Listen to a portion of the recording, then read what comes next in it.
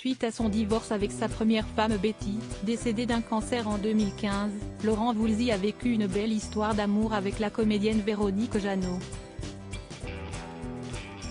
C'est en 1987 qu'il rencontrait celle qui allait devenir sa seconde épouse, la journaliste Mirella Le Petit qui travaillait à l'époque pour le magazine Télépoche. Longtemps amis, ils ont finalement décidé de laisser une chance à leur amour et s'étaient mariés en 2010 lors d'une sublime cérémonie à Saint-Pierre-Quiberon, dans le Morbihan.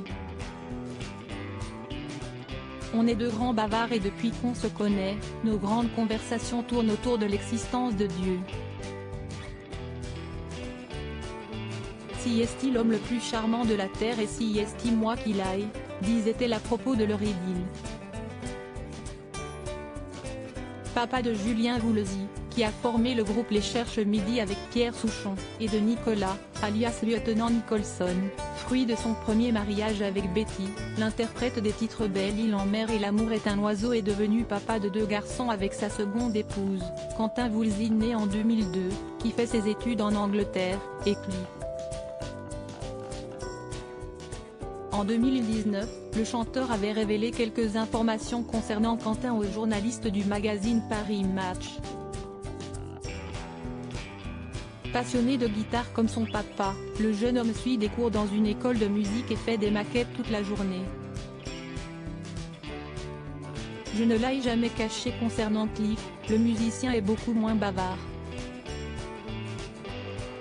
Très préservé des médias par ses parents, Laurent Voulzy a pourtant nié toute volonté de le cacher aux journalistes. Si est-il Cliff. Je ne l'ai jamais caché, mais j'ai demandé qu'on ne me parle plus de ma vie privée. Je ne suis pas très à l'aise avec ça, avait-il sobrement répondu en 2017. En octobre 2021, Laurent Voulzy a annoncé sa séparation avec Mirella Le Petit au cours d'un portrait auprès des journalistes de Libération.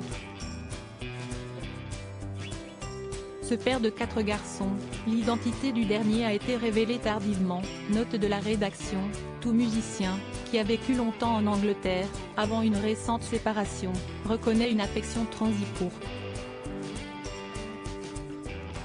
la reine Elisabeth, pouvait-on ainsi lire dans le magazine.